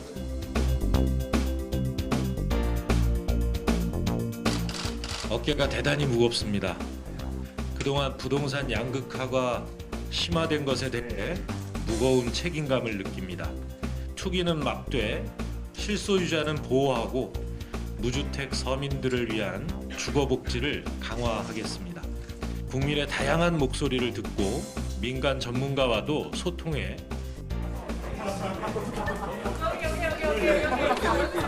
당정 간에 혼선이 있는 거 아니냐 이런 지적들이 좀 비판이 나왔거든요. 좀 혼란스럽다는 건데 이에 대해서 좀 당청의 입장은 어떻게 될까요? 저는 국회의원이 개별적으로 다 헌법기관이기 때문에 각 지역구에 사정들이 있고 본인이 생각하는 정치 철학이 있기 때문에 다양한 목소리를 내는 건 오히려 자연스럽다. 그리고 그런 다양한 목소리를 담아내는 게 특위의 역할이다 이렇게 생각합니다. 당정 간의 의견에 대해서는? 아직 정부하고 저하고 만나서 얘기를 안 해봤는데 무슨 이견이 있다는 건지 모르겠어요.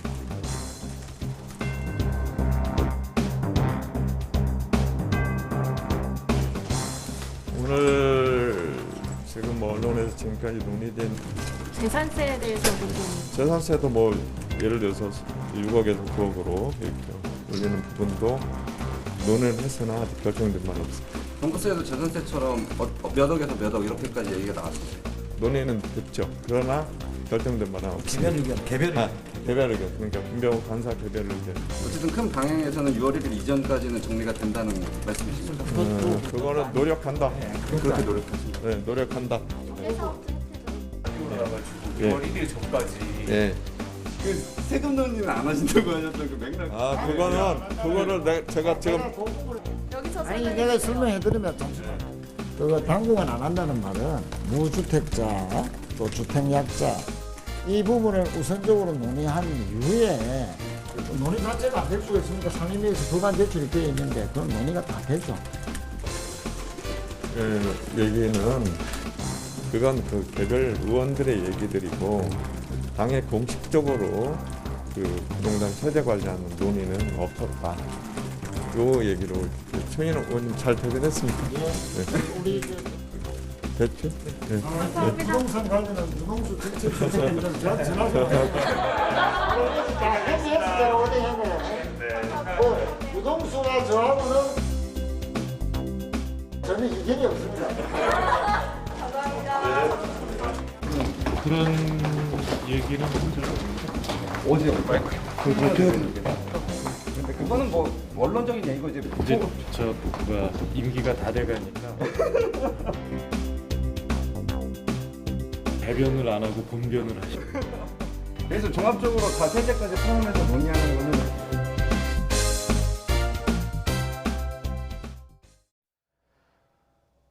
국회 인준 절차를 앞둔 김부겸 국무총리 후보자가 취임 전부터 부동산, 가상화폐 등 현안마다 적극적으로 목소리를 내고 있습니다. 하지만 정작 인사청문회는 여야가 대립하면서 일정조차 확정하지 못하고 있습니다. 부장원 기자입니다. 대권 도전을 선언한 정세균 전 총리 후임으로 국무총리에 지명된 김부겸 후보자. 총리 공백 상태인 만큼 청문회를 준비하는 동안에도 현안에 대한 질의가 집중됐습니다.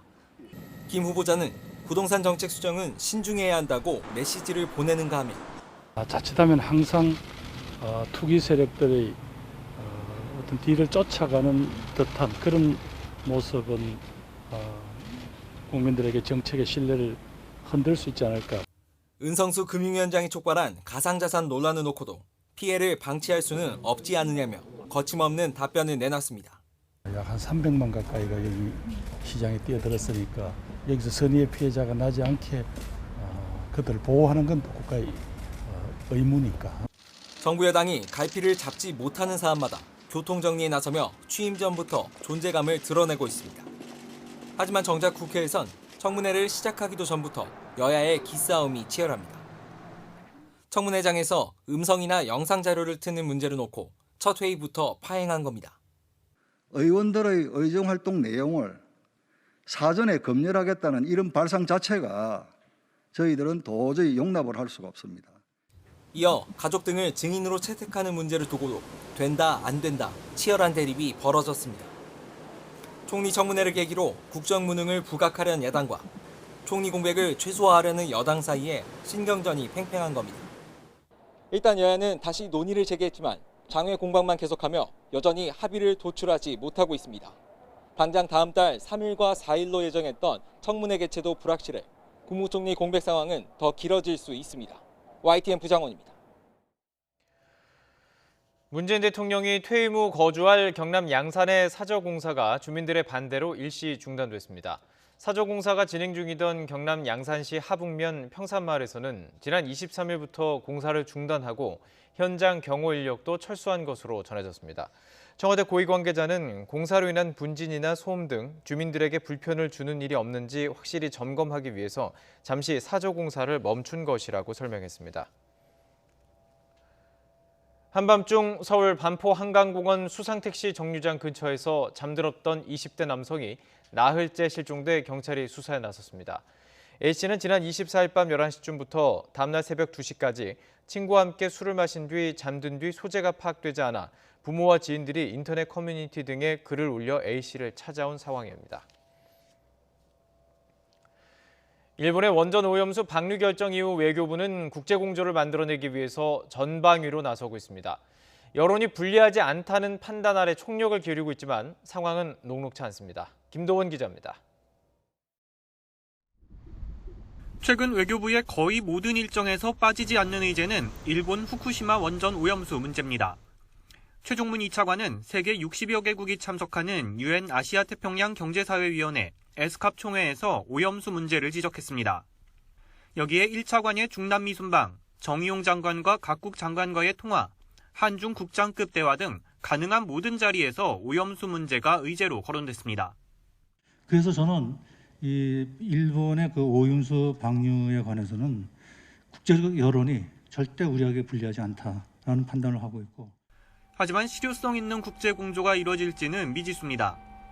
UN 에스캅 총회에서 오염수 문제를 언급한 나라는 우리나라뿐이었습니다. 여기에 일본은 최근 동남아, 중남미, 태평양 도서국 등의 저온 백신 수송 체계 등을 무상 지원한다고 발표했습니다. 꼭 오염수 문제와 연관된 건 아니지만 이들 나라에서 일본의 영향력은 커질 수밖에 없습니다. 오염수 문제 공론화가 한일 관계를 더욱 악화시킬 가능성도 부담입니다. 일본 정계 일각에서는 한국이 오염수 문제를 정치 쟁점으로 만들어 국제사회에서 일본 때리기에 나섰다고 불쾌감을 나타내는 것으로 알려졌습니다. 우리 정부의 추가 정보 제공 요청에도 일본은 아직 응답이 없습니다. 효과적인 대응을 위해서는 IAEA 검증단 참여와 함께 일본 국내에서도 여전히 오염수 방류 반대 여론이 많은 점을 부각해야 한다는 지적이 나옵니다. YTN 김도원입니다. 중국 외교부 대변인이 일본의 후쿠시마 오염수 해양 방류 결정을 비판하면서 일본을 대표하는 목판 화가의 작품을 패러디한 게시물을 올리자 일본 정부가 강력히 항의했습니다.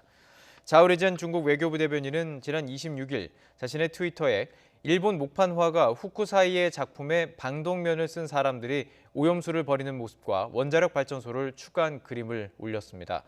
그러자 모태기 일본 외무성 장관은 있어서는 안 되는 일이라고 항의하며 삭제를 요구했지만 자오 대변인은 이 게시물을 삭제할 의사가 없다며 일본이야말로 오염수 방류를 철회하라고 반박했습니다. 지난 2월만 해도 코로나19 확산세가 안정적이었던 인도가 신규 확진자와 사망자 모두 연일 최대치를 경신하고 의료 시스템은 붕괴 직전까지 내몰리는 최악의 상황에 빠졌습니다. 김정혜 기자가 전해드립니다. 지난 2월만 해도 인도의 코로나19 신규 발생은 10,000명 안팎이었습니다. 확산세를 잡았다는 안도감도 잠시, 상황은 곧 급반전됐습니다. 2달 만에 신규 확진자와 사망자 모두 연일 사상 최대 기록을 경신하는 중입니다. 코로나19의 새 진앙이라는 오명까지 붙었습니다. More than 300,000 a single day and is overwhelmed with the number of patients they are getting every day, shortage of crucial medical supplies like an oxygen, hospital beds. WHO는 대규모 모임과 변이 바이러스의 확산, 낮은 백신 접종률이 빚은 초대형 위기라고 밝혔습니다. 어느 한 요인 때문이 아니라 세 가지가 복합적으로 작용한 결과라고 설명했습니다. 실제로 지난 2월 인도 정부는 급감한 확진자 수를 보고 확산세가 성공적으로 잡혔다고 선언하며 곧바로 방역 조치 완화에 들어갔습니다. 한 달도 못 가 폭증세가 시작됐는데도 수많은 인파가 겐지스강에 몸을 담그는 힌두교 축제 쿰브멜라를 강행해 사태를 악화시켰습니다. हम नहीं डरता हमारा तो भोलेनाथ जी है हम नहीं डरते उस बात से डरना पब्लिक को चाहिए मगर ये वातावरण अच्छा है. 이 와중에 북부 펀자브주는 영국발 변이가, 마하라슈트라주는 이중 변이가 자리 잡아 빠른 전파력으로 감염자를 확산시키고 있고 1%대에 그치고 있는 낮은 백신 접종률까지 한몫하고 있다는 분석입니다. 인도의 의료 체계는 현재 붕괴 직전입니다. 늘어나는 사망자를 감당하지 못해 빈 공터마다 임시 화장장이 들어서 밤낮 없이 시신들을 태우고 있습니다. 각국의 본격적인 지원이 시작됐지만 좀처럼 꺾이지 않는 확산세에 비해 역부족이라는 관측이 나옵니다. YTN 김정희입니다. 국회 인사청문특별위원회는 천대엽 대법관 후보자에 대한 임명동의안 심사 경과 보고서를 여야 합의로 채택했습니다. 천 후보자는 사법부에 거는 국민의 기대와 대법관이라는 자리가 얼마나 무거운지 절실하게 느꼈다며 초심으로 돌아가 헌법이 명한 임무를 성실하게 수행하겠다고 밝혔습니다. 오늘 저녁 6시 40분쯤 인천 영종 청라 제3연륙교 건설 해상에 설치된 지질조사용 구조물에 불이 났습니다. 화재 당시 내부에 사람이 없어 다행히 인명피해는 없었지만 구조물이 모두 불에 탔습니다. 해경과 소방은 신고 접수 직후 진화용 선박이 출동해 물줄기를 뿌려 화재를 진압했고 기름 유출은 없었다고 밝혔습니다.